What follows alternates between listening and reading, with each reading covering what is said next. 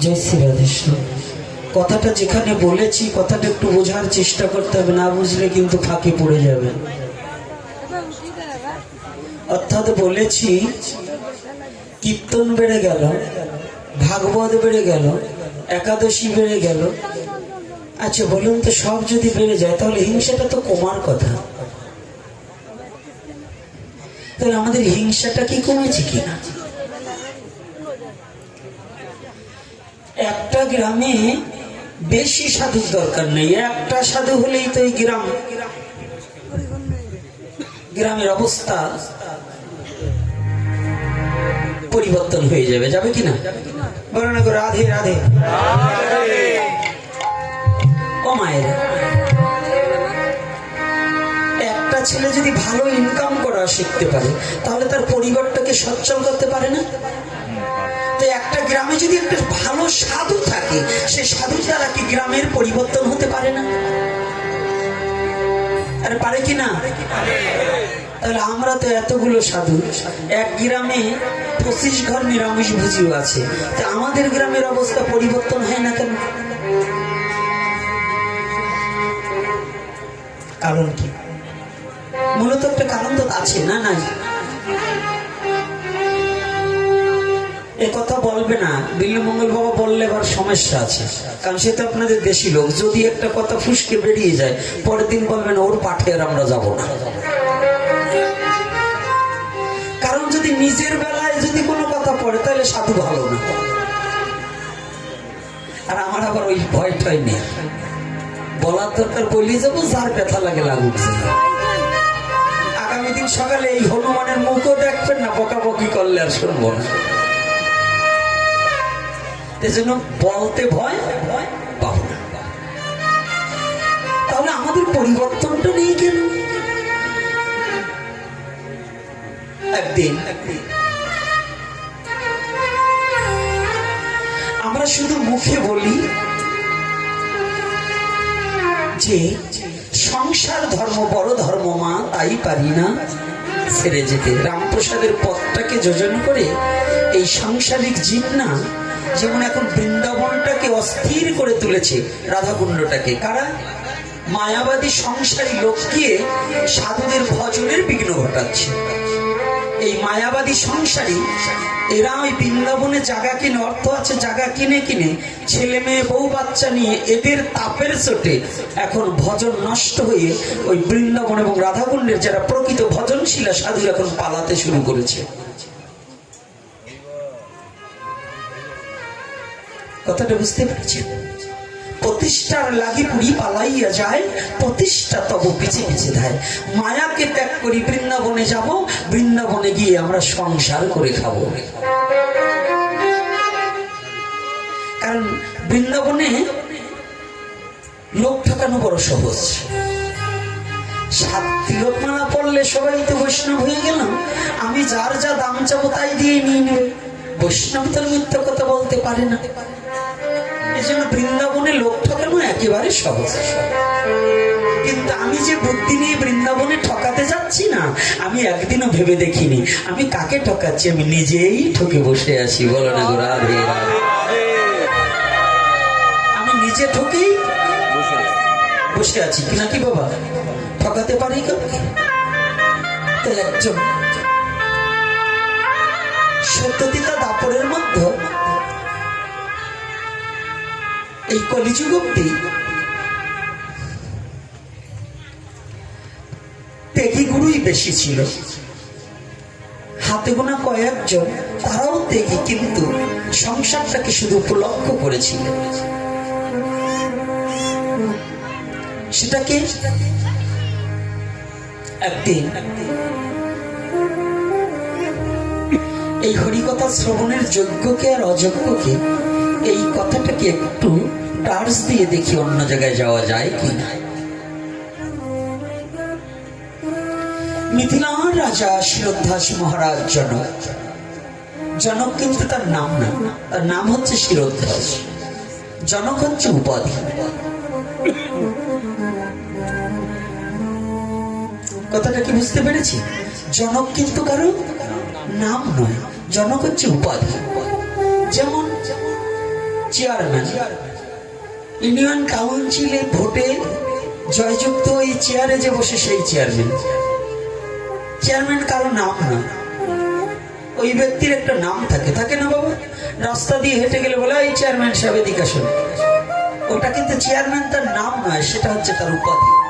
তদ্রূপ জনক হচ্ছে তার উপাধি, জনক তার নাম নয়।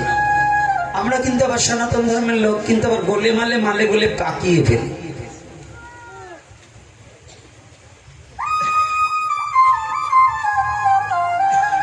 মহারাজ শ্রদ্ধার জনকের গুরুদেব, তিনি নিত্য নৈমিত্য হরিকথা সাধন করেন। এ পাশের ছাউটা যেন কানে লাগছে, এটা একটু লাগছে, কারণ কি ইতিমধ্যে আগে ঠিক ছিল। দেখো লাইন চ্যুত, এই যে আসছে, জয় শ্রী রাধে। প্রতিদিন হরিকথা শ্রবণ করতে যান, কিন্তু গুরুদেব যখন হরিকথা বলার আগে খালি তাকাই পথের দিকে, তাকাচ্ছে আর অন্য মণিদের কাছে বলছে, জনক কি এসেছে? শ্রদ্ধার জনক কি এসেছে? তো প্রতিদিন যদি একটা ব্যক্তির কথা বলে, যখন জনক না আসা অব্দি হরিকথা প্রচার করে না, উনি যখন এসে আসন প্রবেশন করে তখনই হরিকথা গুরুদেব শুরু করে। শোনান, শিষ্য কিন্তু লাখে লাখে হয়, কিন্তু শস্য যে কার মধ্যে প্রকাশ পাবে তা বলা যায়, বলা যায়। 1 লক্ষ শিষ্য হলে কি মানুষ হয় সবগুলো?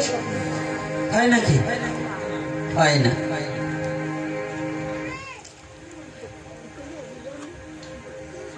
গুরুদেব বসে বসে হরিকথা আস্বাদন করাবেন আর জনককে স্মরণ করছে। কিন্তু আমাদের একটা সহজাত হিংসা আছে। এক সাধুর সম্মুখে যদি আর এক সাধুকে একখানা গীতা দেন না, কিংবা একখানা বস্ত্র দেন, আর এক সাধু মনে মনে হলেও একটু ভাবে, আমারে দিল না, আমি কোন সাধু কম নাকি?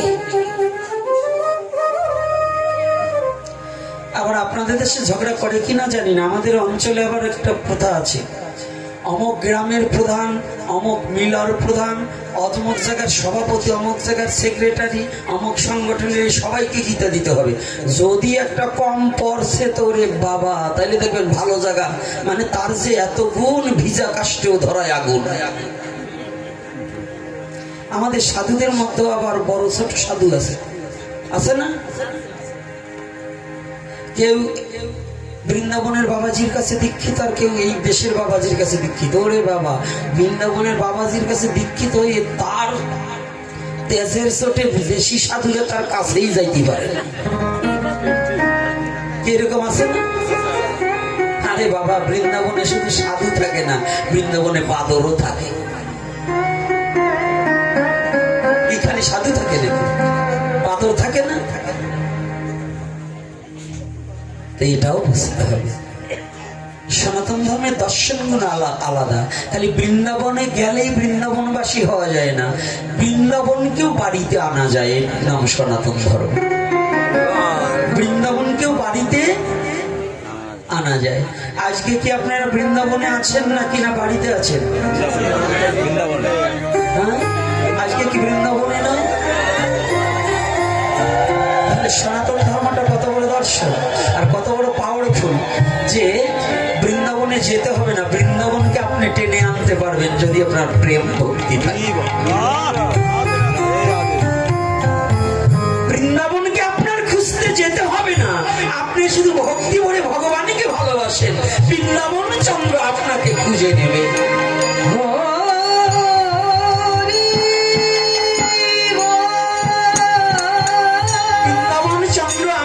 খুঁজে নেবে।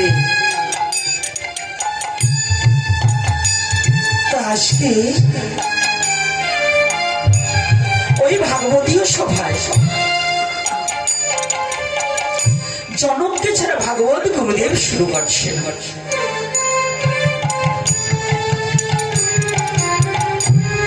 অন্যান্য মণিদেব হিংসা হলেন। আমাদের বোধ হয় মানুষ বলে, আমাদের বোধ হয় কোন সাধক বলে গণ্য হয় না। ও সংসারী একটা লোক, শ্রদ্ধাজনক সংসারী লোক, ওর তার সংসারী, তাতেই শুধু যাচ্ছি তো।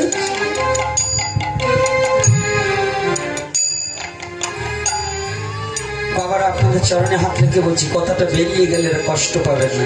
আমাদের মতো সবাই না, কিছু নিরামিষ বুঝি লোক আছে। এই 2 মাস আগেও এই বড় কাঁকড়াগুলো ধরে ধরে খেত। এই 2 মাস ধরে কোনো সাধুর কৃপা হয়েছে, হয় একটু পরিবর্তন হয়েছে। ওই লোকটা দেখবেন এত হিংসা, একজন মৎস্যভোজী লোককে দেখলেও মানে সে যখন একটা মাছ নিয়ে যাচ্ছে না, তাকে আবার একটু ইঙ্গিতে কথা বলে, এরকম আছে না? আচ্ছা, আমি ইঙ্গিতে কথা না বলে নিজেকে একটু ধিক্কার দিতে হবে। 6 মাস আগেও তো আমি ওর মতো ছিলাম। তো ভগবান যখন কৃপা করে কোন বৈষ্ণবের করুণায় আমাকে এই পর্যন্ত এনেছে, তুমি মহাপ্রভু কৃপা করো, আজও যেমন করে যাচ্ছে ও যেন পরিবর্তন হয়ে ভগবান প্রেমে পাগল পারা হয়ে যেন ভগবত ধামে যাওয়া প্রয়াস ও ভক্ত হৃদয় হয়ে যায়। আচ্ছা, এই প্রার্থনা করা ভালো না কি হিংসা করা ভালো বাবা? আচ্ছা, প্রার্থনা করলে আমাদের দুজনের লাভ হলো কি? আমি যে মহাপ্রভুকে স্মরণ করছি, এতে আমার লাভ, আর আমি যে ওনার জন্য প্রার্থনা করছি, তাতে মহাপ্রভুর চরণ প্রান্তে যে প্রার্থনা পৌঁছিয়ে গেলে ওই ভক্ত অভক্ত থেকেও ভক্ত তৈরি হয়ে যাবে। আমি সঙ্গ করার একজন বান্ধব পেয়ে যাব। এটা কি আমরা ভাবি? হ্যাঁ, আমরা কি ভাবি? ভাবি না। আমরা সঙ্গ করার একজন বান্ধব খুঁজি না, কিন্তু আমরা কি করি? হিংসা করে তাকে দূরে সরিয়ে রাখতে চেষ্টা করি। কি রাখি কিনা বলুন? সত্য কথা বলবেন। কারণ আমরা অনেক সাধুর এই ভাবি যে আমির গ্রামে যদি আমি সাধু ভিন্ন আর একজন সাধু হয়ে যায়, তাহলে ভোগ লাগাতে যদি আমারে না নেয়, বাবা এত ভোগ দিতে চেয়েও না, ভোগে ভোগ বাড়ে। যদি আত্ম ইন্দ্রিয় সুখ বাসনা বিলাস, এই ভোগের বাসনা যদি না কমে, তাহলে এই ভোগ দিতে গেলে আরো ভোগ বেড়ে যাবে।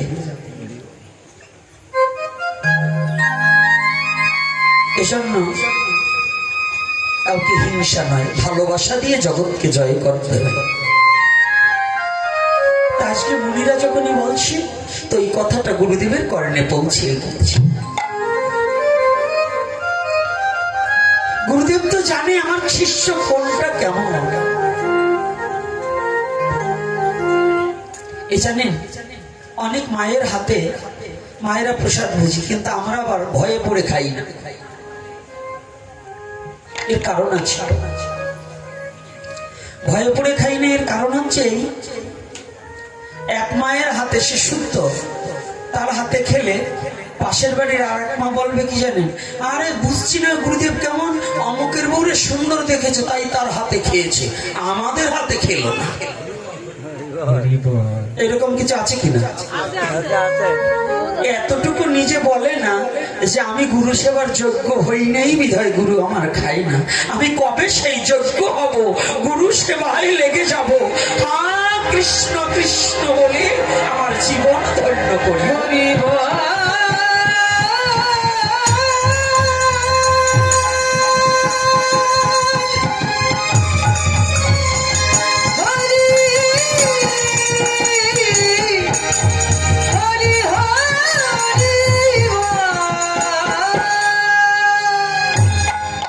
আজকে আমার দাদা ভাই বলেছে, লীলার ছেলে কথা ঘরে, দাদা বলছে, দাদা বৃন্দাবন শ্রেষ্ঠ না নবদ্বীপ শ্রেষ্ঠ? ধাম তো দুটোই। আমি বলছি ধাম দুটো না, পুরী ধাম ও ধাম।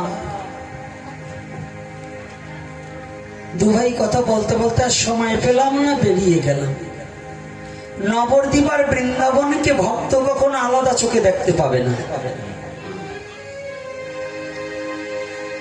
অর্থাৎ একটু তাৎপর্য আসে। নবদ্বীপ আর বৃন্দাবনকে যদি আলাদা চোখে দেখতে যায় তাহলে ভজন নষ্ট হয়ে যাবে।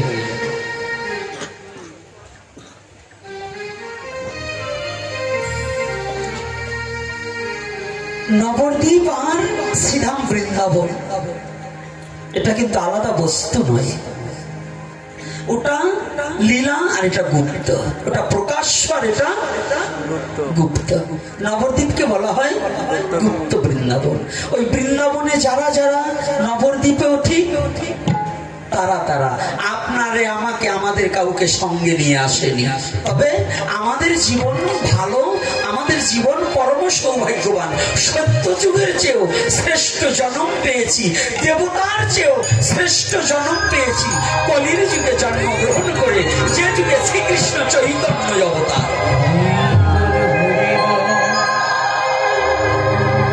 যে যুগে শ্রীকৃষ্ণ চৈতন্য অবতার, এটা শ্রেষ্ঠ।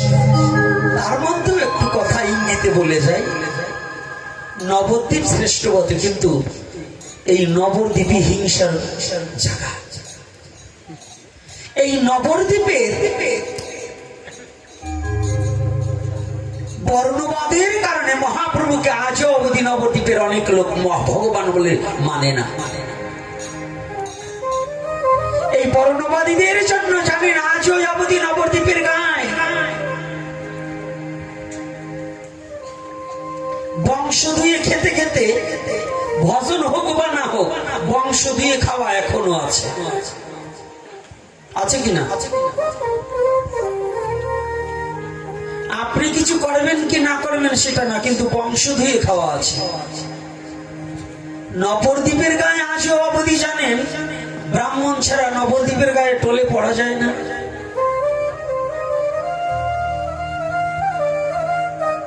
একথা জানেন তো? নবদ্বীপ টোলে যেয়ে দেখবেন, যদি দু একজন অন্য নাম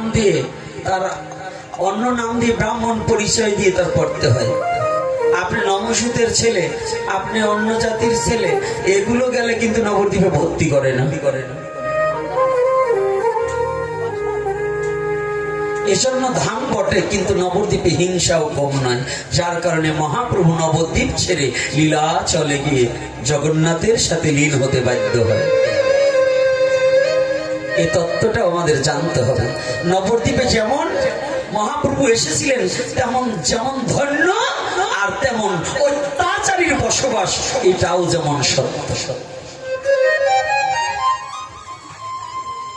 নবদ্বীপে যেমন ভগবান এসেছিলেন এটা যেমন সত্য, আবার নবদ্বীপের গায়ে অত্যাচারই বেশি, এটাও তেমন সত্য। জানেন নবদ্বীপের গায়ে বিনোদ বাবা, মুরারি বাবা, আজকে ভাগবত কিশোর গোস্বামী এবং আমাদের নবদ্বীপটা, এরা কিছু কিছু কতিপয় লোক যদি না থাকতো, নবদ্বীপের গায়ে কসাইখানা খোলা হতো এবং খোলার জন্য চটির মাঠে প্রস্তুতি নিয়েছিলেন। শুধু এদের মামলা, এদের হুমকি এবং এদের পরিশ্রমের কারণে নবদ্বীপে কসাইখানা থেকে মুক্তি পেয়েছি। এই কয়েকজন হাতে গোনা কয়েকজন ব্যক্তি, কিন্তু এর মধ্যে নবদ্বীপের যারা বংশ ধুয়ে খাচ্ছে গোস্বামীগণ, এদের একজনের অবদান নেই। এরা কেউ কোনো মুখ খুলে তাদের কোনো কিছু নেই। দাবড়া দাবড়ি, মারামারি, লাঠি হাতাহাতি, এগুলো সম্পূর্ণ বাবাজিরা করেছে, কিন্তু এই গোস্বামীগণ একজনও করেনি। ওনারা শুধু ওই অহংকারের আসনটা নিয়ে বসে আছে। সমাজ সংস্কার এবং কোনো জাতি গঠন এগুলোর মধ্যে ওনারা নেই। ওনারা শুধু আছেন আমরা গোস্বামী সন্তান, আমাদের প্রণাম করবা, আমরা কোনো কিছু তোমাদের দেব না, খালি নেব। রাগ করছেন নাকি আমার কথায়? রাগ করছেন? হাতিয়ে দেখুন, আমি কথাটা তো ভিড়ি সব জায়গায় ছড়িয়ে যাবে, যাক আমার কোনো ভয় নেই। আমাকে খুন করলেও আমি ভয় পাই, আমাকে মেরে ফেলবে আমি ভয় পাই না, কিন্তু সত্যটাকে উদ্ঘাটন করে দেব। এই জন্য নবদ্বীপ ধাম বটে, কিন্তু মহাপ্রভুর অন্তিম লীলাটা কিন্তু কোথায়? পুরী ধামে। এটাও কিন্তু জেনে নিতে হবে। এই নিগুড় সত্যগুলো আগে আমাদের জানার প্রয়োজন আছে। আছে কিনা? রাধে রাধে, আছে কিনা? শুধু কাঁদলে কাজ হবে না। গৌরকে যে নির্যাতন করেছে বলেছে এরা অন্য জায়গার চেয়ে নবদ্বীপে আমার ভগবানকে নির্যাতন বেশি করেছে। আমার গৌর হরিকে যত যন্ত্রণা দিয়েছে সেটা নবদ্বীপবাসী দিয়েছে। আমার গৌরকে যতটা আঘাত করেছে সেটাই নবদ্বীপের ব্রাহ্মণ সমাজ যন্ত্রণা দিয়েছে। আর আজকে মহাপ্রভুকে যন্ত্রণা দিয়ে তাড়িয়ে আর সেই নবদ্বীপের গায়ে প্রত্যেক ঘরে ঘরে এখন ভিক্ষাবৃত্ত জীবনের মতো শুরু করে দিয়েছে। যেখানে যাবে 5 টাকা দাও, 10 টাকা দাও, দিতেই হবে, না হলে দর্শন করাবে না। কি বলুন, করছে কিনা? এই কথা বললে গোপীনাথ ভালো হবে না, কিন্তু না বলেও ছাড়বো না, কারণ যেহেতু আমার দাদু ভাই বলেছে, আমার দাদা বলেছে। জয় জয় পরম দয়াল শ্রী গুরু নিতাই গৌর সীতারাম অনেকবার হরি হরি বল। আজকে আমাদের এই হিংসা, আমি কিন্তু একটা কথা বলেছিলাম প্রারম্ভে, আজকে আমার ভালো লেগেছে বাবাদের দেখে, এবং মায়েরা অনেকে খুব, আমার আজকে খুব আনন্দ লেগেছে, তবু বলতে ইচ্ছা করছে। কেন জানেন? যে এত সাধু দিয়ে আমি শুরু করেছি নববিধা ভক্তির। প্রথমটা হচ্ছে শ্রবণ। এই শ্রবণ দিয়ে শুরু করেছি না? এইটা কোথায় কেমন হলে শ্রবণ শক্তি এবং কি, এটার উপরই তো আলোকপাত। কিন্তু এটাকে বলতে হলে আনুষঙ্গিক দুটো কথা না বললে বোঝা যাবে না, না হলে লীলাটা বুঝতে পারবেন না। তাই আজ শ্রদ্ধাজ মহারাজ জনক আসছে না, বিদায় গুরুদেব বসে থাকে। সব মুনিদের মনে হিংসা হইলে একই, আমরা কি তাহলে শ্রবণের যোগ্য নয়?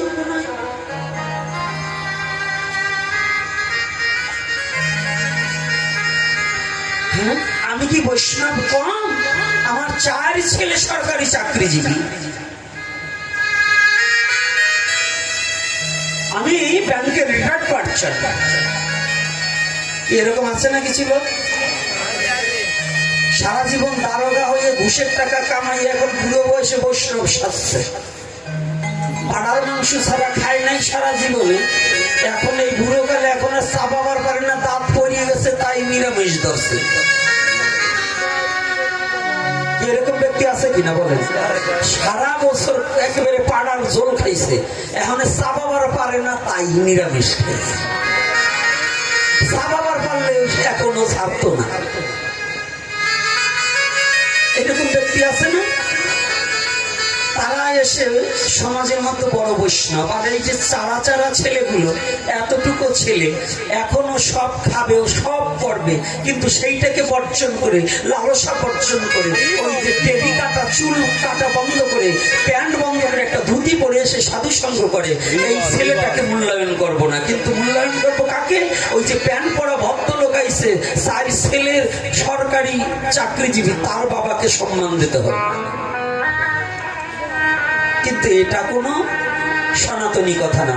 সনাতনী কথা হচ্ছে বালকও যদি হয়, সে যদি আমার ভগবানকে ভালোবাসে, আমরা প্রণাম করবো তাকে, ওই 80 বছরের বুড়োকে নয়। 80 বছরের বৃদ্ধ যদি হয়, সে যদি ভগবত ভক্ত না হয়, ভগবানকে ভালো না বাসে, সে আমার প্রণাম মহম নয়। 8 বছরের বালকও যদি ভগবানকে ভালোবাসে, তাকেই প্রণাম করিতে হইবে, জানিবে নিশ্চয়।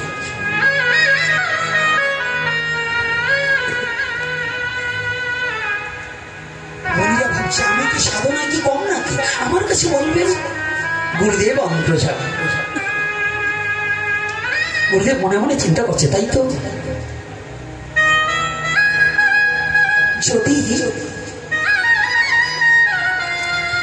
ওরা আমার শ্রদ্ধার জনককে যেভাবে হিংসা করছে, আজকে আমি বুঝিয়ে দেব ভাগবত ভক্ত কাকে বলে। ভাগবত ভক্তটা কাকে বলে এটা একটু বুঝিয়ে দেব।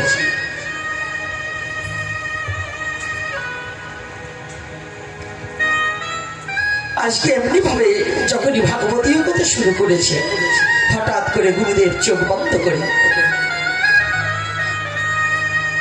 ওই শিরোদ্ধার জনক যখন আসেনি, বলছে একটু পরে আমার শিরোদ্ধার জনক আসুন।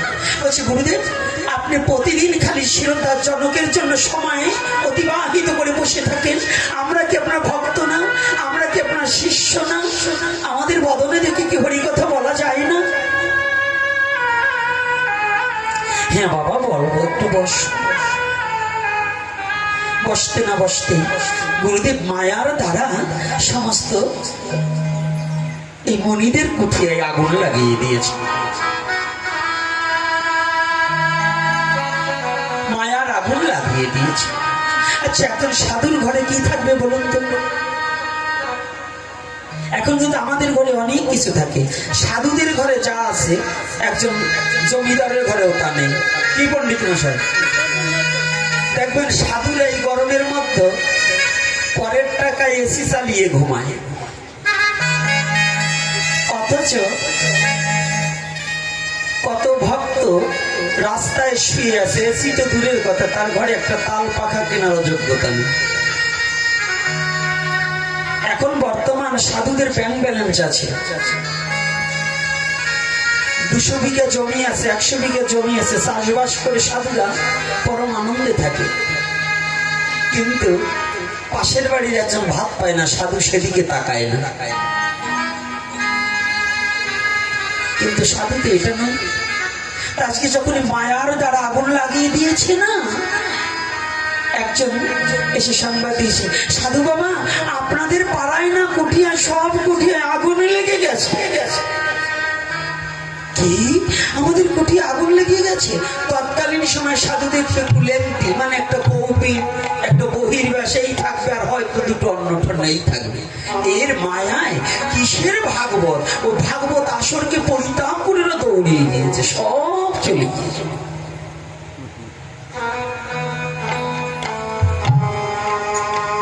সব যখন গিয়ে উপনীত হয়েছে, গুরুদেব মায়াকে হরণ করে আগুন নিভিয়ে দিয়েছে।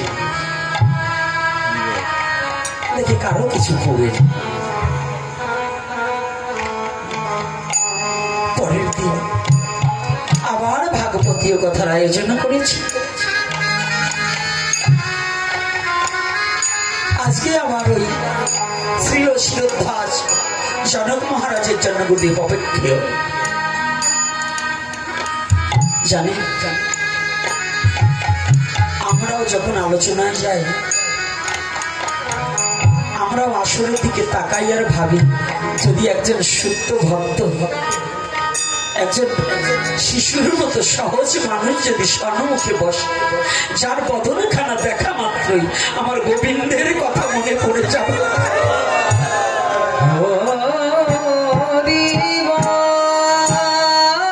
যার বদন দেখা মাত্র মুখে আইসে কৃষ্ণ নাম, জানিয়ে রাখিবে সে বৈষ্ণব প্রধান।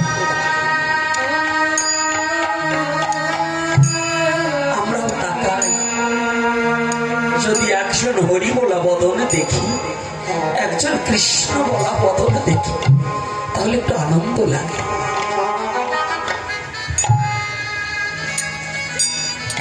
আজকে গুরুদেব অপেক্ষমান, অপেক্ষার অবসানে ঘটিয়ে শ্রী শিরোদ্ধার জনক মহারাজ উপনীত হয়েছে। বসতে গেছে। গুরুদেব, বাবা তুমি সামনে বসো।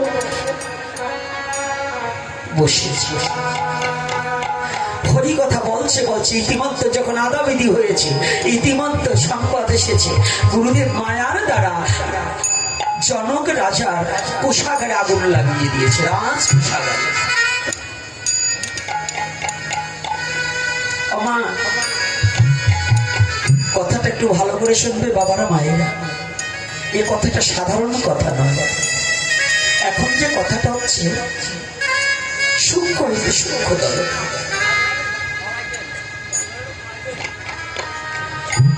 সূক্ষ্ম হইতে সূক্ষ্মতর কথা।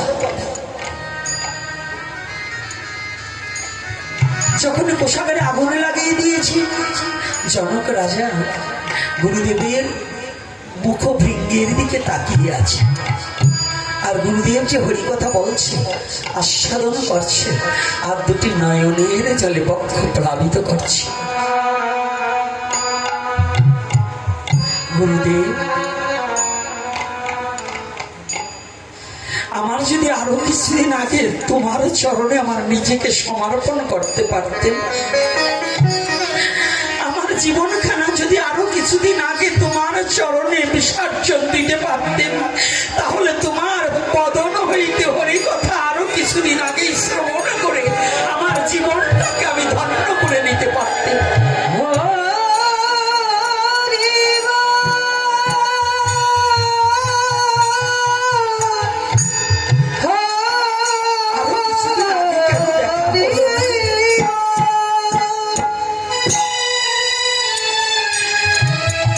কিছুদিন আগে হয়তো যদি তোমার কৃপা হতো, তাহলে আমার বিষয়ে বাসনা দূরীভূত হয়ে গিয়ে শুদ্ধ ভজনের মন তৈরি হতো। গুরু কৃপা ভিন্ন তো শুদ্ধ মনের উদয় হয় না। শিরোধাজ গুরু চরণ স্মরণ করে দুটি চোখের জলে ভেসে যাচ্ছে। জানে গুরুবাদী যারা,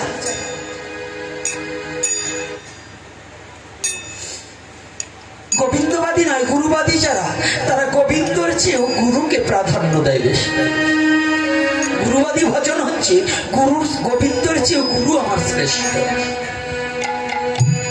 এই ভাবনা যতদিন না জাগে ততদিন পর্যন্ত ভজন সিদ্ধ হয়। শিরোদাস কাঁদছে, দুটি চোখের জলে ভেসে যাচ্ছে।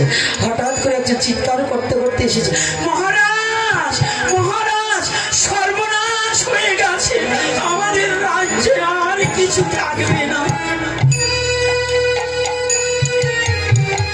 আপনার কোষাগারে আগুন ধরে সব পুড়ে ছাই হয়ে গেছে।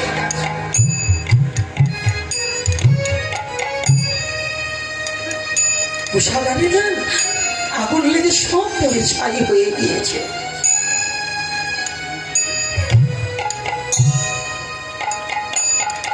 জনক রাজা বলছে, চলে যাও, তোমরা চলে যাও। মহারাজ আপনি যাবেন না? না না, এই ধন সম্পদ কিছুই আমার নয়। যে দিয়েছিল যদি আগুন লেগে পুড়ে যায়, তাহলে সেই নিয়েছে, আবার তার ইচ্ছা হলে হবে। ধন হারালে যে ধন হারিয়ে যাবে, তার ইচ্ছা হলে ধন হয়তো আবার কিছুদিন পরে পাবো। তোমরা যে কোষাগারে আগুনে লেগেছে এই কথা বলে যে আমাকে নিতে এসেছ, তোমরা কি একটিবার ভেবে দেখেছ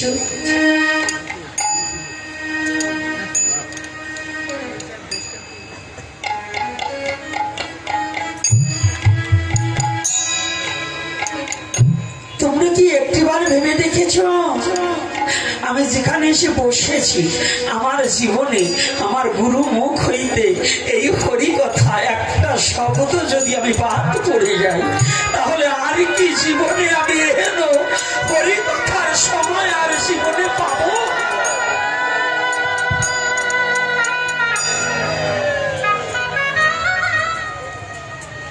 ও বাবা, ও মা, মেঘাচ্ছন্ন দিন কবু নহে দুর্দিন, জীবনে কৃষ্ণ ভক্ত সঙ্গ বিনে যেদিন, জীবের জীবনে সেই তো দুর্দিন। গগনে মেঘ করেছে, কবিবর বললেন মেঘ দেখে তুই করিস না ভয়, আড়ালে তার সূর্য হাসে। ভয় নেই, মেঘ দেখে ভয় পেও না, কিন্তু তুমি কি একটিবার ভেবে দেখেছো তোমার জীবন সূর্য যদি একবার অস্তা চলে যায়, শতই অপেক্ষা করলে আর কোনোদিন সে সূর্য ফিরে পাবে না। ও মন, একবার পেয়েছে জনম, আর কি হবে রে মন? তাই সাধু সঙ্গ করো জনুক্ষণ, বদনে বলো হরি হরি, দিয়ে যাবে সেই নদী পারি, সাধু সঙ্গে প্রেম মিলিবে অনুক্ষণ।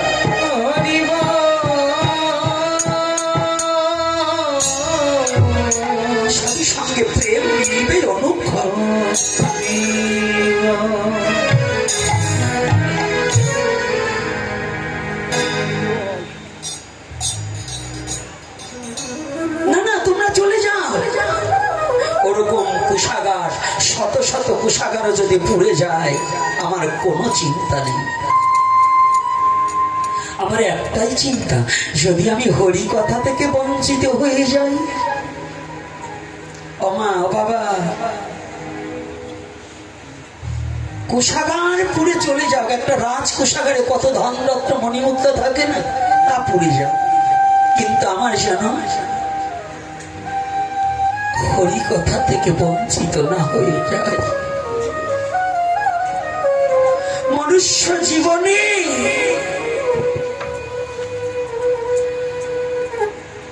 যদি কেউ সাধু সঙ্গে এবং হরি কথা থেকে বঞ্চিত হয়ে যায়, ওই সময়টা আর কোনোদিন পাবি না।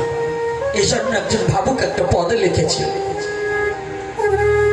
ওরে দিন গেলে আর দিন পাবি না, ভাটায় যদি লয় থাকতে ক্ষুধা প্রেম সুধা পান কর রে পাগল মা, থাকতে ক্ষুধা প্রেম সুধা পান কর রে পাগল মা। দিন গেলে আর দিন পাবি না, দিন গেলে আর দিন পাবি না, ভাটায় যদি লয় জৈব থাকতে ক্ষুধা প্রেম সুধা প্রাণ করো রে পাগল মন। থাকতে ক্ষুধা প্রেম সুধা পান করো পাগল মা।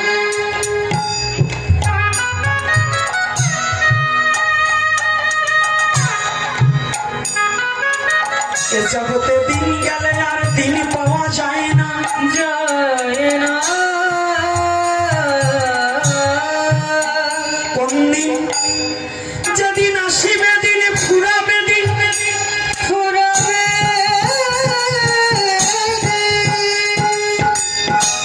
আমার জীবনের দিন ফুরিয়ে যাবে, যাবে।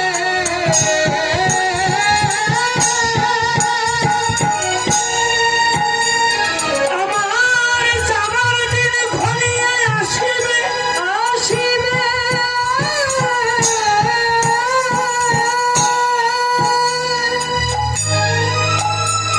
যেদিন আমার জীবনের বেলা ফুরিয়ে যাবে,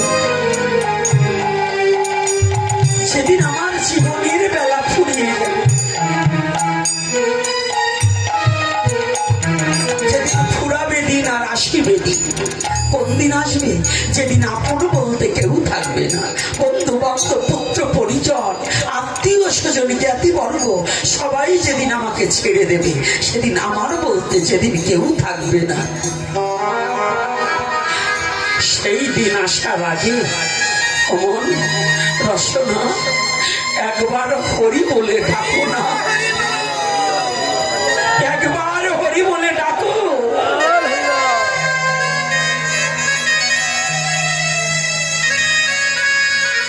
শ্রদ্ধার জনক বলছি, তোমরা চলে যাও।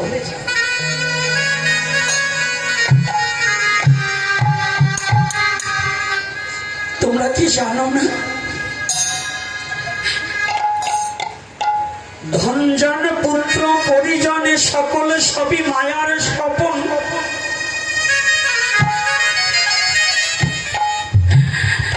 কৃষ্ণ নাম বিনে জীবের কোনো গতি নাই, গতি না।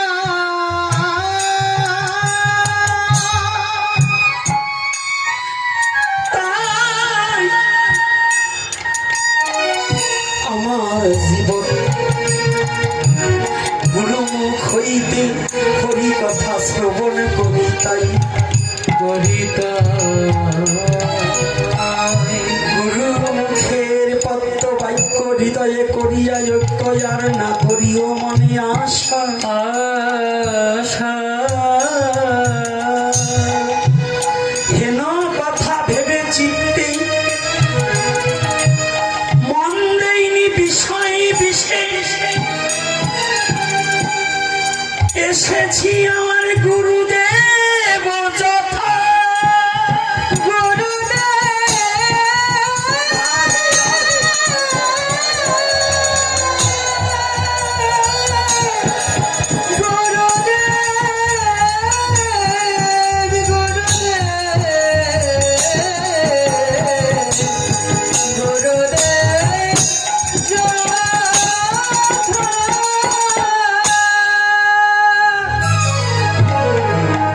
গুরুদেব নিস্তব্ধ হয়ে বসে আছে। অন্য মুনিরা গতকাল যাদের কিছু নেই, এই যে সাধু বাবারা মায়েরা যাদের কিছু নেই, তাদের কুঠিয়ায় মায়ার আগুন লেগেছে। সব হরিকথা পরিত্যাগ করে কি করেছে? হ্যাঁ, দৌড় মেরেছে, তাই না? একটু আসলা জোলার মায়াকে পরিত্যাগ করতে পারেনি, হরিকথা পরিত্যাগ করে দৌড় মেরেছে। আর শিরোতার জনক কি করেছে? যে রাজা, যার কুশাগারে আগুন লেগেছে, লেগেছে না, তারপরেও সে ওঠেনি। তাহলে শ্রোতা কোনজন? শ্রোতাকে শিরোধাজ মহারাজ জনক। গুরুদেব বলছে, কই গো বাবা, তোমাদের তো শুধু কুঠিয়ায় একটা, আমি যে এই কয়দিন জনকের জন্য বসে থাকি, এ বিষয়ে তোমাদের খুব রাগ হলো, কত কথা বললে। আজকে তোমরা বিবেচনা করো তো, সেদিন তোমাদের যে আগুন লাগলো, তোমরা সব দৌড়িয়ে পালালে, আমাকে একা রেখে গেলে। আর আমার শিরোধার জনকের কোষাগারে আগুনে লেগে গিয়েছে, তথাপিও সে উঠে পালায়নি।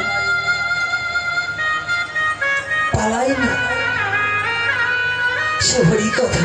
তাহলে বলো তো, শ্রোতা কয়জন লাগে বাবা? হরিদ্বার ব্রহ্মকুণ্ডে শ্রোতা ছিলেন একজন, মুখ্য শ্রোতা। 60,000 মহর্ষির মধ্যে মুখ্য শ্রোতা একজন। সে কে? পাণ্ডুকুলত ভব রাজাধিরাজ মহারাজ, উত্তরার গর্ভজাত মহারাজ পরীক্ষিত। তাহলে শ্রবণাম মঙ্গলম, নববিধা ভক্তির মধ্যে প্রথম। এখন শ্রবণটা বুঝতে পেরেছি তো কেমন? তাহলে এত ভাগবতীয় কথা শ্রবণ করি, মায়া কেন যায় না? অর্থাৎ আমাদের শ্রবণ সঠিক বলো না গো, রাধে রাধে। কথাটা কি আমরা কি বুঝতে পেরেছি? যে কথাটা ওই লীলাটাকে দিয়ে কোথায় এনেছি? কথাটা সাধারণ লোকে কিন্তু বুঝতে পারবে না। দেখেন না, চটি জোড়া কোথায় লাগছে, নিজে খুঁজলে হয়ে যায়। কিন্তু এমন একটা মধুর কথা শুনে না, চটি আমার হরি কথা বড় হয়ে গেছে। যার এক জোড়া চটি 200 টাকা হলে পাবা নয়, 600 টাকা হলে পাবা। আর এই হরি কথা যে জন্ম জন্মান্তরে পাবা নয়, চটি খুঁজতে যে আরো 13 জনের বিঘ্ন ঘটাও, এই ভক্ত এসে মাঝখানে বসিও না।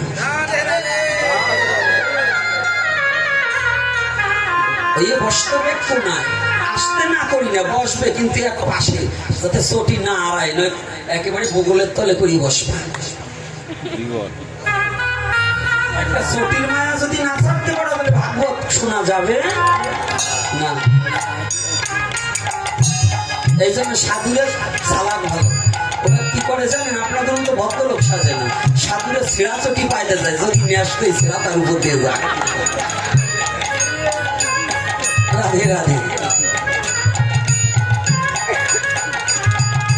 তাহলে শ্রবণম মঙ্গলম।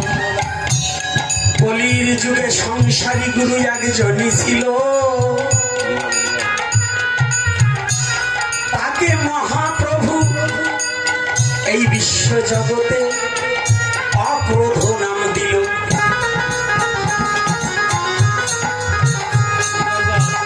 অবধূত নামে যাহার হলো পরিচয়,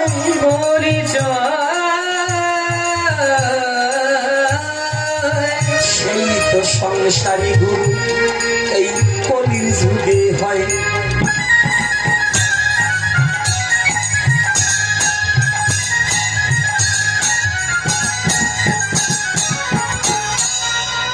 আজকাল যুগে আমাদের মায়াবাদী গুরু হলে শিষ্য মায়াবাদী হবে। ভজন করে ওই নাম জপ করে কিবা আত্মার মুক্তি পাবে। নাকি কথা বোঝা যায়?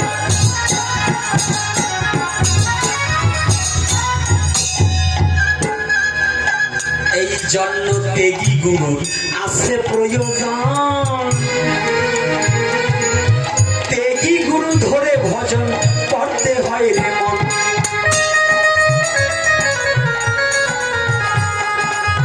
সত্য যুগে শিরোদ্ধার জনক রাজা সংসারী গুরু ছিল। সংসারী হয়ে তার ত্যাগ তিতিক্ষা ছিল।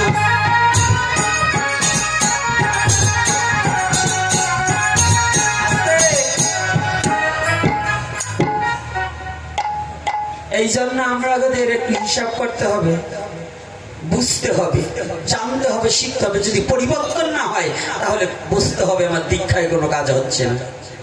যদি আমি সাধু হয়ে আমার দ্বারা সমাজের কোনো পরিবর্তন না ঘটাতে পারি, বুঝতে হবে যে আমি প্রকৃত সাধু হতে পারিনি।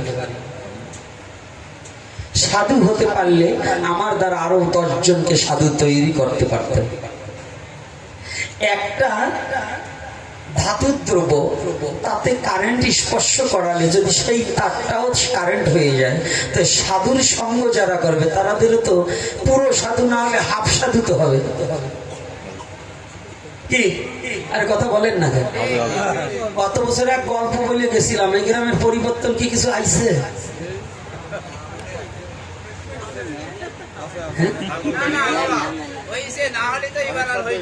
বাহ বাহ বাহ, আমার বাবার একটা কথা ভালো লেগেছে যে কিছুটা হয়েছে, নাহলে হরি কথা হইতো না। কিন্তু হরি কথার উন্নতি হলে তো কাজ হবে না, নিজেদের নৈতিক চরিত্র পরিবর্তন করতে হবে। শুধু এই গ্রামের নয়, সমস্ত সনাতনী জাতি। শুধু এই যে মালা তিলক পড়ছেন না, রাষ্ট্রীয় প্রভাব, দেশের যে প্রভাব চলছে না, যদি আপনারা সচেতন না হন তাহলে মালা তিলক পরে কিন্তু ঘুরতে পারবেন না। কথাটা বুঝতে পারছেন? ওই নিরামিষ খাইয়ে মালা তিলক পরবেন এটাও কিন্তু পারবেন না। না হলে কিন্তু ওই যে ধুতি ধুয়ে প্যান্ট পরে পালাতে হবে।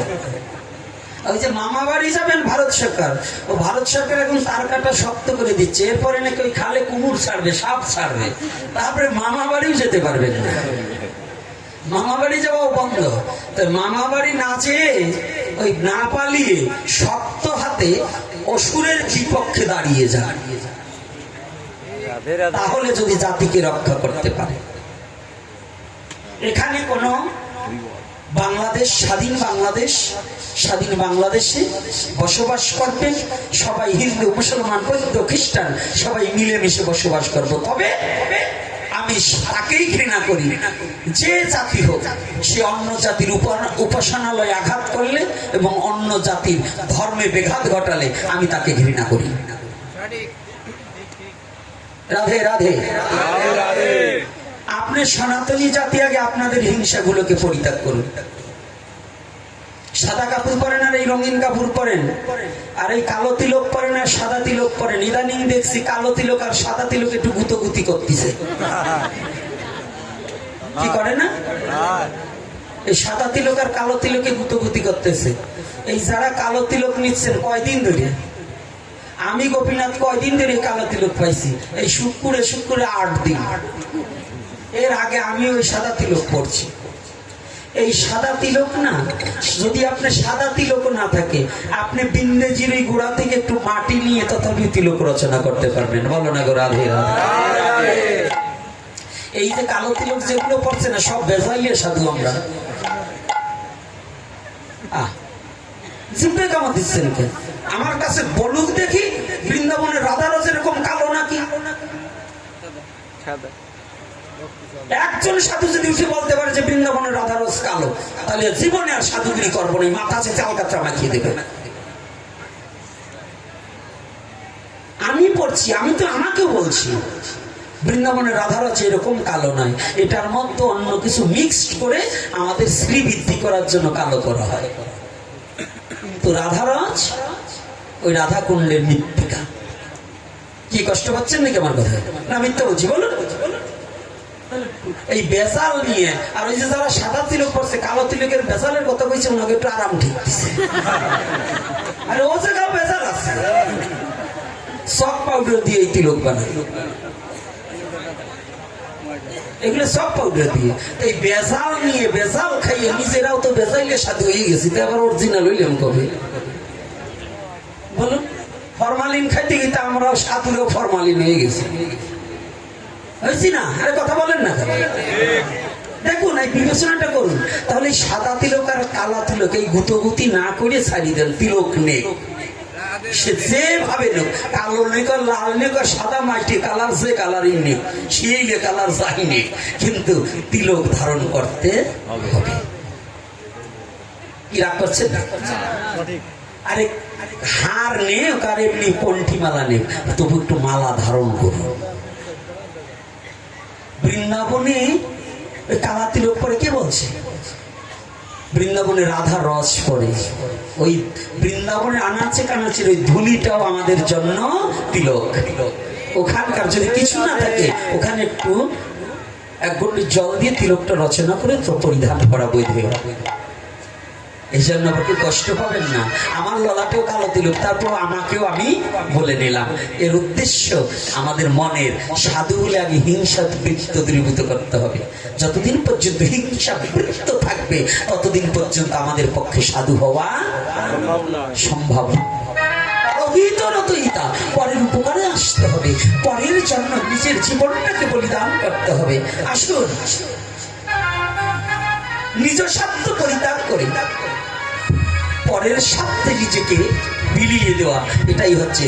ওই যে দেখেন নাই একটা কবিতা ছিল, কি জানো? পরের কারণে স্বার্থ দিয়া বলি, আমার বাড়ির ফুল বাগিচা ফুল সকলের হবে, আমার বাড়ির মাটির প্রদীপ আলোক দিবে সবে, আমার বাড়ি বাজবে বাসি সবার বাড়ির সুর, আমার বাড়ি সবার বাড়ি রইবে না করু। কবিতা পড়ায় যত ভালো কিন্তু বোঝায় বড় কঠিন, আছে না? কি কবিতা আছে কিনা? আর একটা কবিতায় আছে প্রতিদান। সাধু কেমন প্রতিদান? এই প্রতিদান কবিতা কি? আমার ঘর ভাঙিছে যে বা আমি বাদি তার ঘর, আপন করিতে কাঁদিয়া বেড়াইছে মনে করছে পর। কোন কবিতা? প্রতিদান না?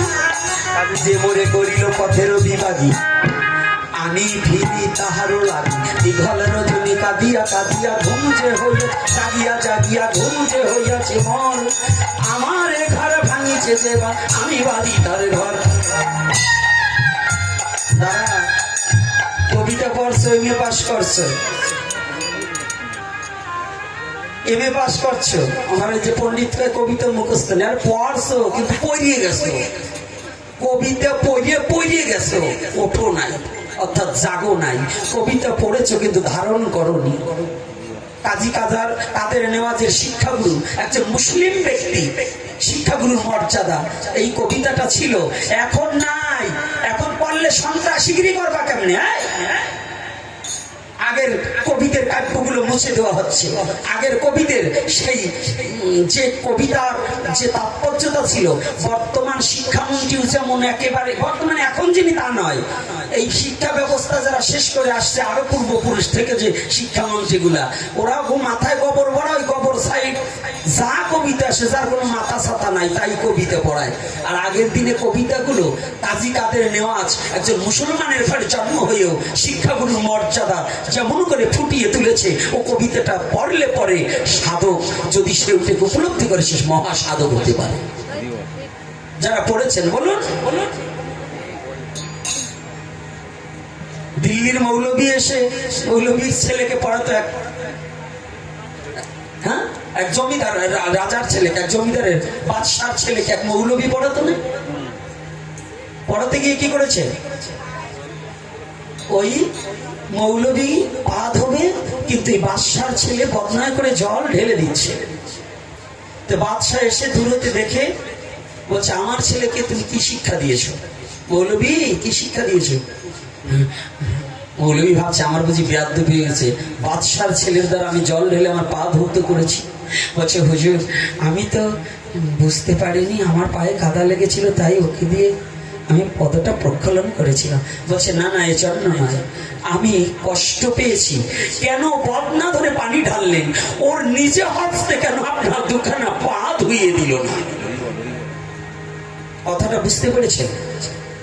এত বড় কথা লিখেছে তৎকালীন সময় একজন মুসলিম ঘরের কবি হয়ে এত বড় তাৎপর্যপূর্ণ কথা লিখেছেন। আর আমরা সনাতনী জাতি, যে জাতি আজকে সাধু সঙ্গ করা ট্রেডিশনাল সাধু সঙ্গ হয়ে গেছে, বৈষ্ণব সেবা। এখন বৈষ্ণব সেবা নেই তো, এখন খালি পয়সার ছড়াছড়ি আর আইটেমের খাওয়া খাই। বৈষ্ণবত্ব আমাদের মধ্যে এখন হারিয়ে যাচ্ছে। বলুন বৈষ্ণব সেবায় যান, কয়জনে চরণ জল করায়, কয়জনে পাদ হয়েছে? এক কথা বলবেন আছেন? অমুক বাবুর বাড়ি কই, আমার ওই দাদা পিছনে বসছে, মুখ না দেখলে সুখ হয় না, ওই জায়গায় বসতে নেই, একটু ভালো করে সামনে এসে বসে।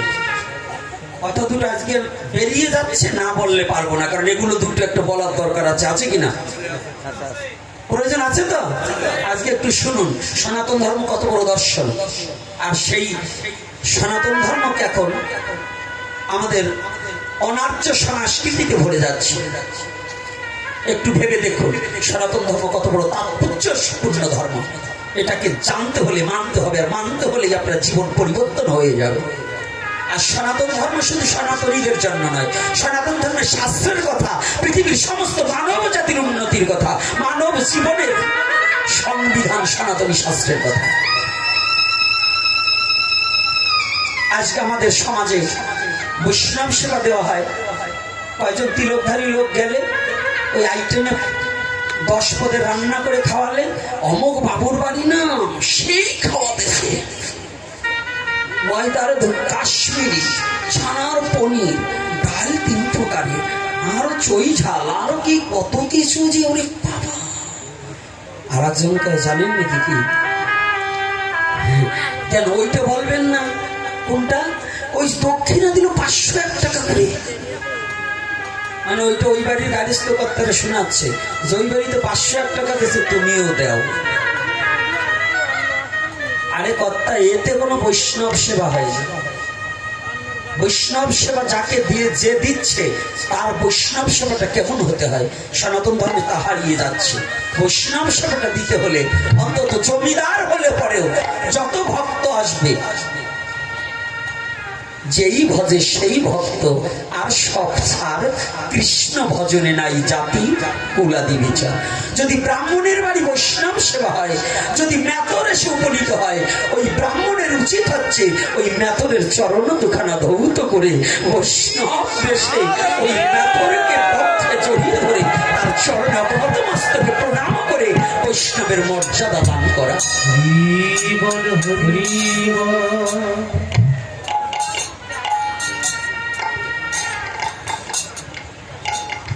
যুধিষ্ঠির কথায় কথা মনে পড়ে গেল, কথাটা একটু বলবো না পাঠ বিশ্রাম দেব? হ্যাঁ, আর একটু হরি কথা হবে না? আচ্ছা, না বলে পারছি না, কারণ কথাটা এসে গেছে। যুধিষ্ঠির জ্ঞাতিবোধ করে মনে মনে চিন্তা করছেন একটু বৈষ্ণব সেবা দেয়। শুনেছি বৈষ্ণব সেবায় সমস্ত পাপ নষ্ট হয়ে যায়।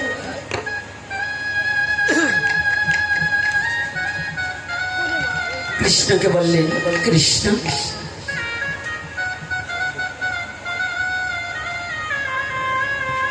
আমি তৎকালীন সময় তো যোগ্য, তখন কিন্তু বৈষ্ণব সেবা এতটা পরিচালন ছিল না। কি যোগ্য ছিল না? কলিযুগে কিন্তু যোগ্য বন্ধ, কিন্তু তৎকালীন সময় যোগ্য। তাহলে কি করা যায়? যজ্ঞের আয়োজন, পাপ মোচন করতে। যুধিষ্ঠিরের কি যোগ্য?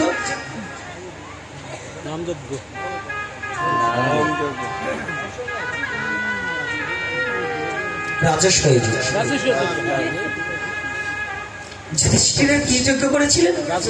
তাই তো পণ্ডিত মশাই না একটু বললেন, আপনারা পণ্ডিত মানুষ, দুই পাশে দিয়ে পণ্ডিত তো আড়াই যেতে পারি, ভয় করে না। রাজস্ব যজ্ঞের আয়োজন যেদিন করেছিলেন, এই যজ্ঞে জানেন তো সবাইকে রাজা তো প্রজাদের কর্ম বন্টন করে দিলেন, কাউকে কাউকে কে কোন কর্ম করবে সবাইকে সব কার্য দিয়ে দিলেন। ভগবান সর্বোপরি লীলার ক্ষেত্রে ভগবান কারো কারো বয়সে ছোট হয়ে পৃথিবীতে প্রকাশ পেয়েছে, এটা লীলায়, কিন্তু ভগবান সবার বড়। কেউ বুঝতে যেন ভুল করবেন না। যেমন বাবার ছেলে বাজারে যাচ্ছি, বাবার কাছে জিজ্ঞাসা করেছে, দাদা ওই যে কে? আমার বড় ছেলে। আসলে কি বাবার বড়? হ্যাঁ, বাবার কাছে জিজ্ঞাসা করলেন, কে? বললেন আমার বড় ছেলে। আসলে কি ওনার বড়? তাহলে কি সৃষ্টির জগতে যে কয়টা সন্তান এনেছে উনি তার মধ্যে যে বড়, তাই বলছে আমার বড় ছেলে। তদ্রূপ ভগবান সর্বশ্রেষ্ঠ, কিন্তু লীলার জগতে যুধিষ্ঠিরের ছোট হয়ে প্রকাশ পেয়েছে, এজন্য আমরা বলছি যুধিষ্ঠিরের যে বয়সে ছোট। কথাটা কিন্তু ক্লিয়ার করে দিলাম। অন্য ধর্মের লোক এখানে থাকতে পারে, তারা হয়তো ভাবতে পারে ওনা হিন্দুদের ভগবান আবার একজন মানুষের চেয়ে ছোট, এরকম ভাবতে পারে না। আমাদের ও হিন্দুদের কথা বলবো, আমাদের এই সারালগুলোর মধ্যে আছে কৃষ্ণরে মানে না। আছে আছে আজকাল শিক্ষিত সারাল হয়েছে, বড় শিক্ষিত, ওরা বাবার নামই পাল্টাই দেবার চাই। কি আছে না? আরে কথা বলেন না কেন? আজকাল সনাতন ধর্মে জন্মগ্রহণ করে ওকে বলে ওই সনাতন ধর্মই না, ওকে বলে আবার বাবায় আলাদা ধর্ম পাতাইছে। ওরা বাবার নাম আর কয়দিন পর কেন চারিদিকে কষ্ট পায়, নিজের ধর্মের পরিবর্তন করতে চায়, নিজের ধর্মকে পরিবর্তন করে অন্য ধর্মকে স্থাপন করতে চায়, জানবে তারা তার বাবারেও পাল্টাতে পারে। আরে কথা বলেন না কেন? পারে না? এরকম কি আছে না? বলেন না।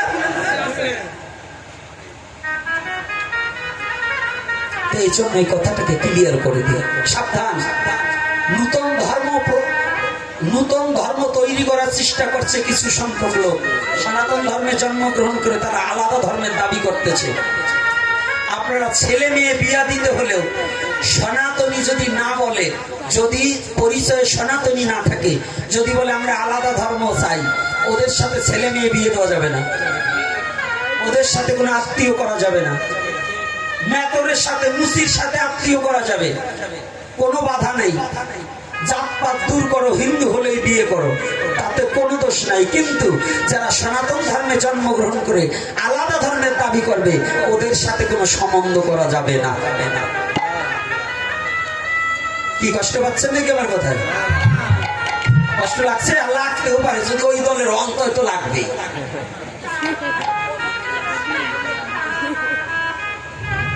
ওই দলের হইলে তো লাগবে, আর যদি ওই দলের না হয় তাহলে তো ঠিকই আছে নাকি বাবা? বলো না গো, রাধে রাধে। একটু চিকন কম মারিয়ে দিলাম, বুঝে দেখলি। আজকে রাজসিংহাসনে যুধিষ্ঠির বসে আছে, কৃষ্ণ দৌড়ে গিয়ে করজোড়ে কৃষ্ণ গিয়ে বলছে, দাদা দাদা তোমার এই রাজেশ্বরী যজ্ঞে সবাই সব কর্ম পেল, আমাকে একটা কর্ম দেবে না?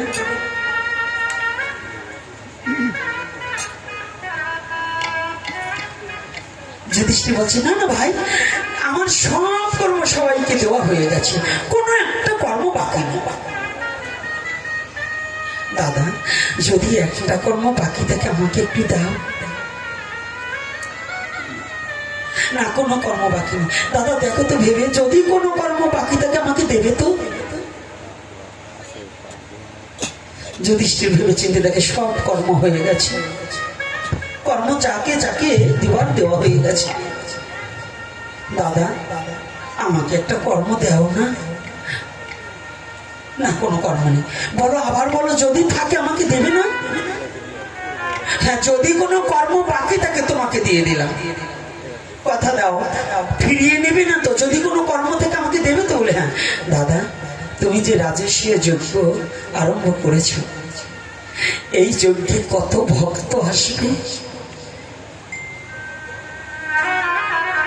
দাদা কত মনিঋষি আসবে, কত সৎ ব্রাহ্মণের আসবে, কত সাধুগুরু আসবে, সবাইকে তো সব কর্ম দিলে। ভগবান মনে মনে চিন্তা করছে, দাদা যুধিষ্ঠির, পৃথিবীতে সমস্ত ভক্ত আমার নামে পাগল পারা, আমার চরণ ধুলে নিতে চায়। আজ আমি ভগবান হই, আমার ভক্তের চরণ ধুলায় কত আনন্দ আছে। আমি হরি বল, হরি বল।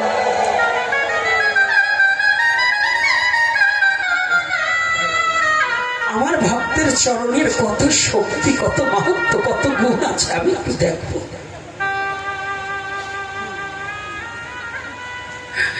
ও দাদা, এত ভক্ত আসবে, কিন্তু ভক্তদের চরণ ধোয়ার কাজটা বাকি আছে, কাউকে দেওনি, ওটা আমাকে দাও।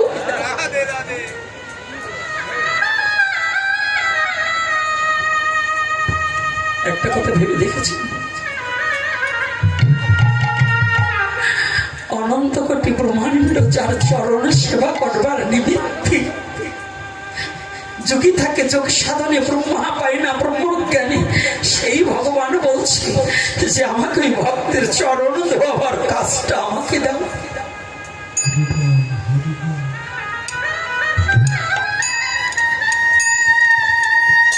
রাজা যুধিষ্ঠির ত্রিসত্য অঙ্গীকারে আবদ্ধ হয়ে, কৃষ্ণ আমার মনে ছিল না,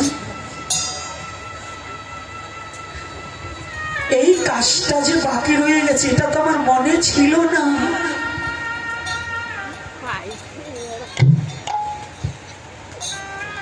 তোমাকে যখন কথা দিয়েছি যাও, ভগবান মনে মনে চিন্তা করলেন, আমি এই বেশে যদি যাই,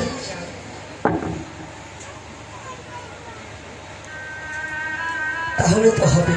আজ ভগবান বেশটাকে একটু লুকাই, ওই রাজেশ্বর যজ্ঞের দ্বারের ওখানে জল নিয়ে বসে আসি। যত ভক্ত যাচ্ছে, ভগবান নিজে হাতে পদ প্রক্ষালন করছে। একবার নয়, আপনারা জানেন, এমনি করে ভগবান সুধামা বিপ্রেরও দ্বারকায় বসে পদ প্রক্ষালন করেছিলেন, করেনি? ভালো করে কথাটাকে একটু শুনুন। ভগবান নিজে যখন পদ প্রক্ষালন করছে, তো সমস্ত দেবতারাও হাসে রাজস্ব চোখে উপনীত হচ্ছে। কিন্তু জানে, ভগবান সব লুকাতে পারে,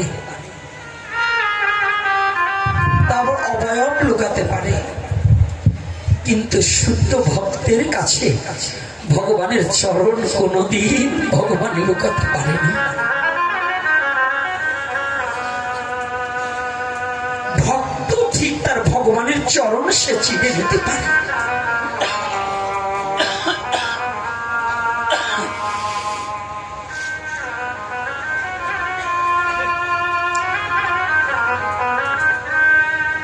দেবাদিদেব মহাদেব মনে মনে চিন্তা করলেন, প্রভু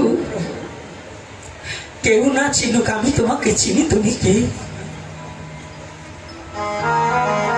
আমি তো জানি তুমি কে। দয়াময়, ও দয়াময়, আজ তোমার চরণ বন্দনা করে সমস্ত দেবগণ আর আমি, তুমি ওই রাজস্বয়ে যজ্ঞে দাঁড়িয়ে, ওই দ্বারে বসে তুমি সমস্ত ভক্তের চরণ ধোয়াবে। না না, আমার চরণ আমি ধোয়াতে দেবো না। আমি কি করবো জানো? তুমি যেমন ছদ্মবেশ ধারণ করেছো, আমি ভোলানাথ একটা কুকুরের বেশ ধারণ করে আজ আমি তোমার স্বর্ণমূল দিয়ে যাবো। হরি বল।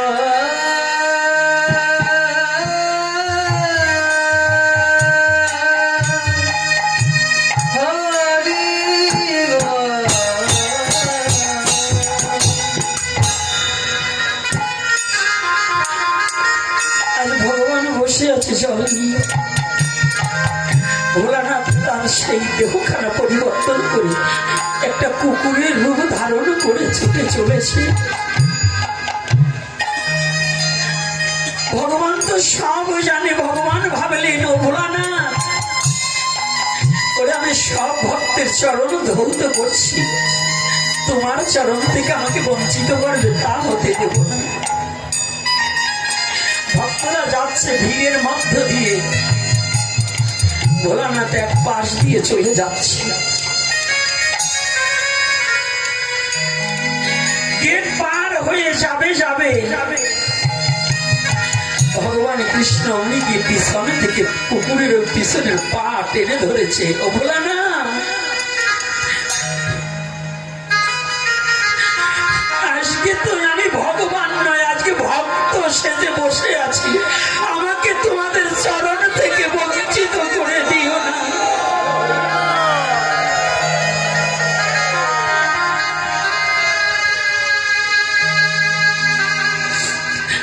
জানো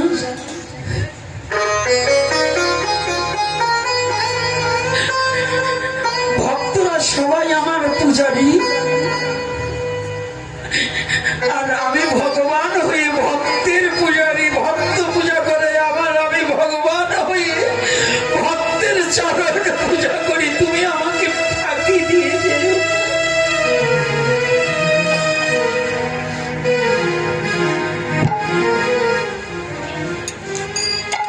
ভগবান ভোলানাথের চরণ জড়িয়ে ধরেছে।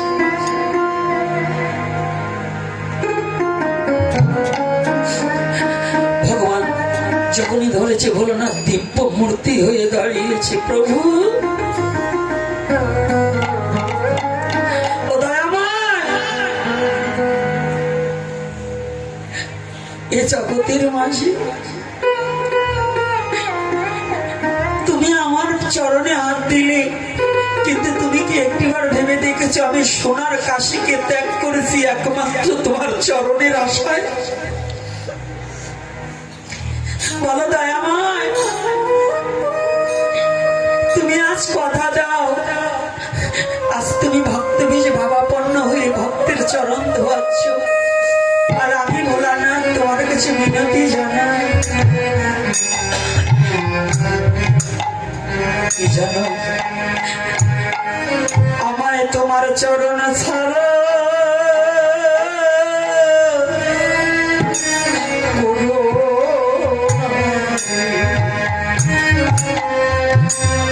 আমায় তোমার চরণ ছাড়া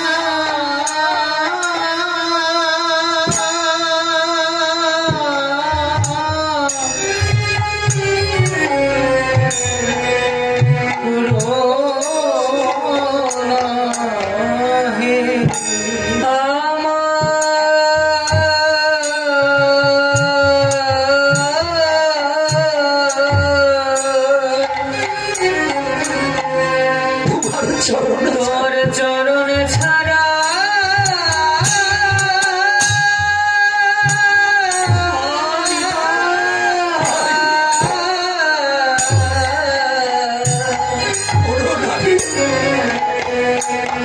চরণ ছাড়া করো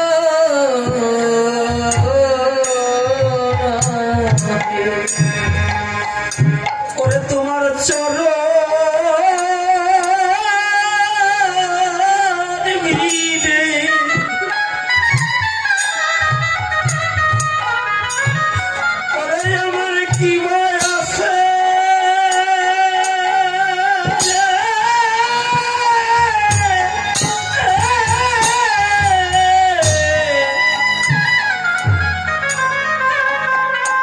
প্রভু তোমার চরণ ছাড়া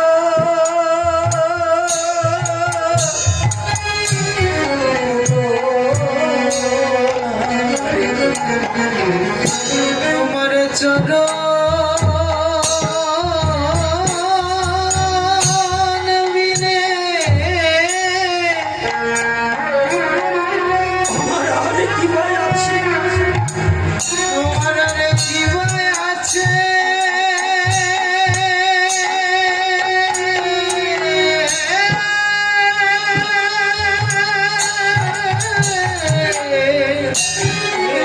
তোমার চরণ ছাড়া প্রভু তোমার চরণ ছাড়া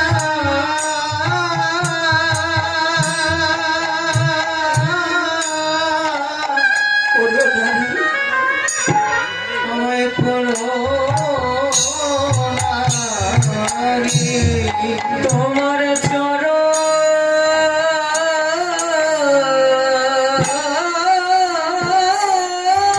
বিনে জগতে আর আমার কি ভয় আছে? আমার কি ভয় আছে?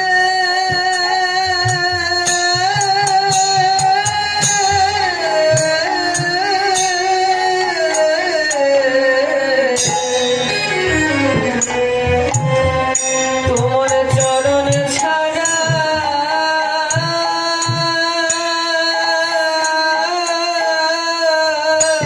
আমায় করুণা রে, আমায় করো না হে। আর কি আছে? আমার গোবিন্দ বলছি ভোলা না, আজকে আমি তো কোনোদিন পাইনি, আজকে ভক্ত চরণ ধৌত কাজটা আমি পেয়েছি। এখানে থেকে সনাতন ধর্মের শিক্ষণীয় বিষয়বস্তু, অনন্ত কোটি ব্রহ্মাণ্ডের মহানায়ক মহা অধীশ্বর যদি ভক্তের চরণ ধোয়াতে পারে, আর আমাদের সেদিন থেকে বলেছিলেন ভোলানাথ আজ জেনে যাবে জগতে যেথায় যেথায় বৈষ্ণব সেবা হবে, সেথায় আমার ভক্তের সম্মান রাখিতে ভক্তের চরণ ধৌত করিবে।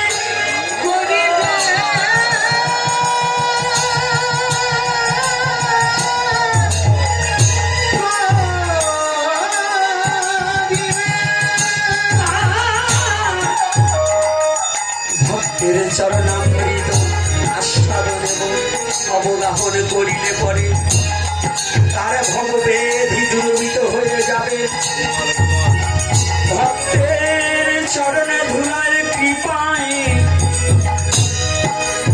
সার জীবনের সমস্ত পাপ মুক্ত হয়ে পরমানন্দ ধামে প্রাপ্তি হবে।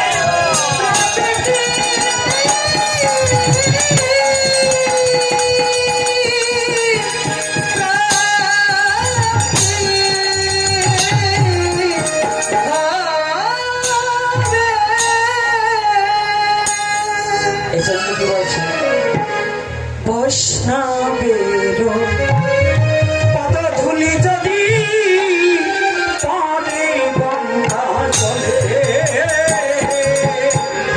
ওরে বৈষ্ণবের পদধূলি যদি পরে গঙ্গার জলে, বৈষ্ণবের ওই পদধূলি যদি বল যদি পরে গঙ্গা জলে, গঙ্গা জলে গঙ্গা পবিত্র হয় রে ভাগবতে বলে। আরে গঙ্গা পবিত্র হয় রে ভাগবতে বলে। আরে গঙ্গা পবিত্র ভাগবতে বলে। তাই একবার মাখো মাখো ভক্তে চরণ ধুলি মা, চরণ ধুলি ভক্তে চরণ ধুলি মতো তোমার মানব জান ধন্য হবে।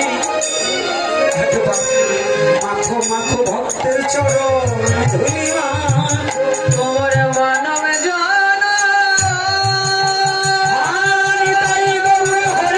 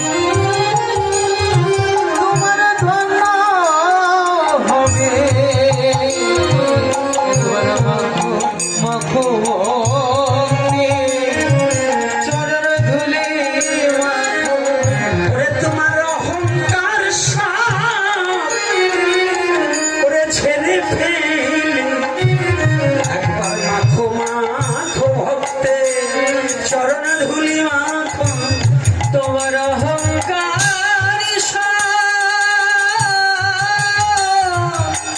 ছেড়ে ছেড়ে ফেলে মাখো মাখো ভক্তে চরণ ধুলি মাখো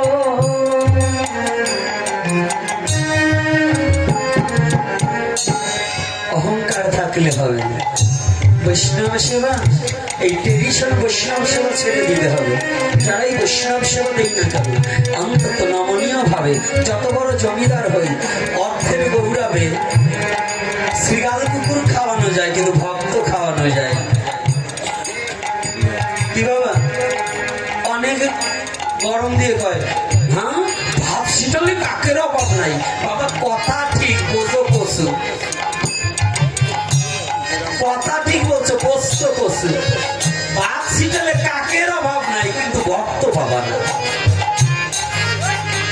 কি ভক্ত পাওয়া যাবে? হ্যাঁ? টাকা দিয়ে সন্ত্রাসী কিনা যায় কিন্তু টাকা দিয়ে সাধু কিনা যায় না। বলো না গো রাধে? টাকা দিয়ে সাধু কিনা যায়? আরে কথা বলেন না কেন? না বললে হয় না, আজকাল সাধুকে টাকায়ও বিক্রি হয়েছে। তবে সব সাধু না, যারা প্রকৃত সাধু, তীর্থ দুই প্রকার। দুই পাইছো না? এই আজকাল ইট কয় প্রকার? না, দুই প্রকার, একটা কাঁচা ইট আর একটা পুরা। কাঁচা ইট আর পাকা ইট, ও নম্বর হলো পরে, কাঁচা ইট আর হলো পাকা ইট। তো সাধু দুই প্রকার, আমার মতো কাঁচা সাধু আর একটা হলো পাকা সাধু। আপনারা হচ্ছেন পাকা সাধু, টাকায় বিক্রি হওয়া লোক না। আর আমার মতো লোক 5 লাখ দিলেই বিক্রি হয়ে যায়। আজকাল যে গুসাই শিষ্য যদি 10 লাখ 20 লাখ দেবার পারে, ওরে বাবারে, তার জন্য ভিআইপি প্রসাদের ব্যবস্থা করে। আর যারা যে সারা দিন করে মাটি কাইট ওই মন্দির করার চাকা করে দিয়েছে, ওই পাতলা খিচুড়ি সেরা জোটে না। কমেন্ট করছে রে, কমেন্ট করছে, সত্যি এই ঘটনা মনে হয় কোথায় আছে। কি বলুন, কি সাধু বাবারা? হ্যাঁ না, সব জায়গা নেই। আরে ওই আমার বেলায়, আপনারা ঠিক আছে। এই যে কথাটা বলছি, কি কথাটা কি মিথ্যা না সত্য? তাহলে এই সাধু সেজে লাভ কি? হ্যাঁ, সাধু সেজে লাভ কি? যদি স্বভাব পরিবর্তন না হয় তাহলে অভাব যাবে না। তাহলে অভাব দূর করতে হলে স্বভাব ভালো করো। স্ব মানে নিজ, ভাব মানে চরিত্র কিংবা আচরণ। এইটা দূর না করলে হবে না। আগে আসুন, পরিবর্তন হই, পরিবর্তন করি, তবে সুন্দর মানব জীবন গড়ি। নাকি মানব জীবন গড়তে হলে পরিবর্তন হতে হবে। দীর্ঘায়ী করতে যাব না, আর একটু সময় আলোচনা করে তারপরে বিশ্রাম দেবো, কারণ অনেক দূর থেকে লোক এসেছে, তা তাদের তো আবার যেতে হবে। হ্যাঁ হ্যাঁ, প্রায় 11:30 বাজতে চললো, 19 যখন বাজে, আর ঠেলতে ঠেলতে ওটুকু নিয়ে যাবা না। তো এইবার 2-4 জন একটু যাও, দেখো কিছু দেয় নাকি। জয় শ্রী রাধে।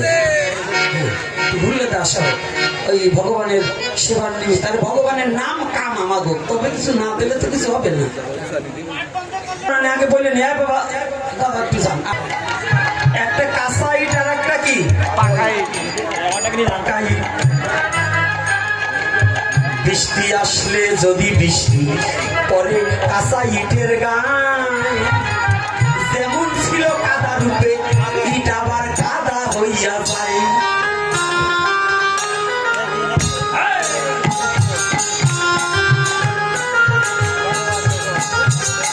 যদি পাকা ইট হয় বিশ্ব চরাচরে, 6 মাস ভিজালেও পরে ইট কি কখন বলে।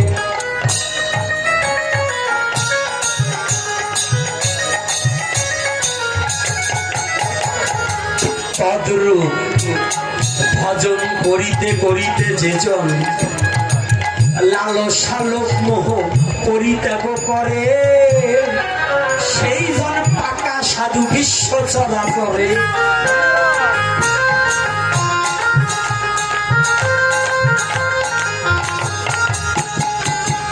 আমার মতো লিবাস পরেও যেজন লোক সম্মিলন করতে পারে না, সে কাঁচা ইটের মতো স্বভাব, সে সাধু হতে পারে নাই।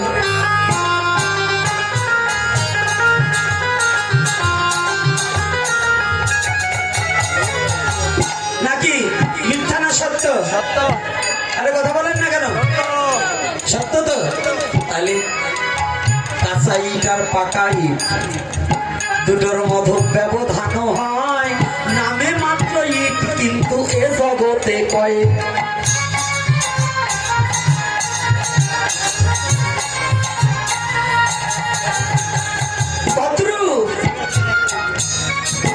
গুরুদেবের কৃপায় অগ্নির দ্বারা পুরিতে পুরিতে যেজন এই জগতে ভজন করে পাকা ইট হতে পারে।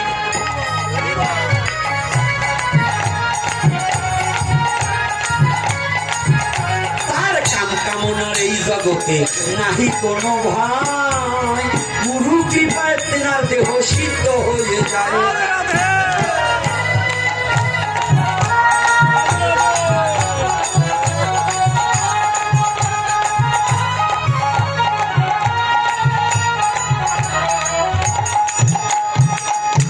যাবে না, এরপরে আজকে হরিনামে নৃত্য হবে। কি নাচা যাবে তো? কানে হয় শ্বাসের ব্যায়াম, দেহের ব্যায়াম নাচে, এই ব্যায়ামই শ্রেষ্ঠ ব্যায়াম সকল ব্যায়ামের কাছে।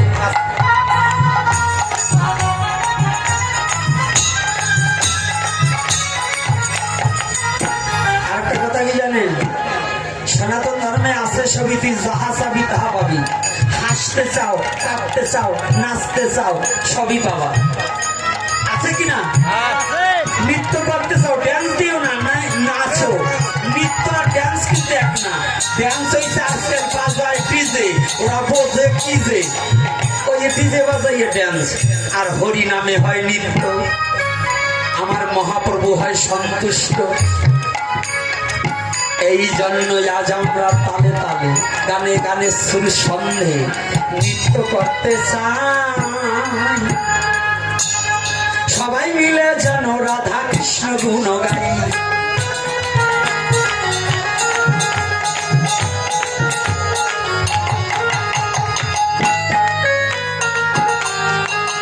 এই জন্য সনাতন ধর্মের কথা এত সময় আলোচনা হলো। বৈষ্ণব সেবায় কিন্তু বৈষ্ণবের চরম ধোয়ানো ভালো। এরপর থেকে এগুলো করবো তো? কারা কারা করবো না তারা তার হাত তোলেন তো। আমি বলছি কারা কারা করবো না, হাত তুলে বসে রয়েছে। মুরগি কি একটু কমছে? আশেপাশের গ্রামের হিন্দু বাড়ির মুরগি একটু কমছে, ছাগল মুরগি আরো বাড়ছে। আশীর্বাদ একটু দেবো নাকি? হ্যাঁ, ধর্ম নামাই না, যেগুলো হরিনাম করে না, সন্ধানী করবে না। এই আপনারা ভালো করে শুনেন, মুরগি আছে কাগো কাগো বাড়ি, একটু হাত তুলেন। কারোর বাড়ি নেই, আমার বাড়ি আছে। এই শুনেন, মৃত্যুর সময় ভগবানের চরণামৃত দিতে হয় না মুখে? যদি ভগবানের পূজা বাদে মুরগি বসেন, আপনারা যার যার বাড়ির পাশে ও মরবার সময় মুরগির পাও দোয়া জল খাওয়াবেন। কেন তো ভগবানরে ভালোবাসে না, ভগবানের ভক্ত ভালোবাসে না, মুরগি ভালোবাসে, ওইটা পা দোয়া জলিয়ে খাওয়াই দেবে। এই জন্য চরণ ধরে করি, মানে আবারও বলি গেলাম আস্তে আস্তে ক্লিয়ার করেন, নাইলে কিন্তু কপাল বেশি ভালো না। ওই মরার সময় কিন্তু এই মুরগির পাও দোয়া জলি খাতি হবে না। কি রাধে রাধে? ভয় হচ্ছে না তো? আবার মারবেন না তো? যদি না মারেন তো এবার আমি একটু দাঁড়াই, আপনারাও একটু দাঁড়াইয়েন একটু পরে নাকি?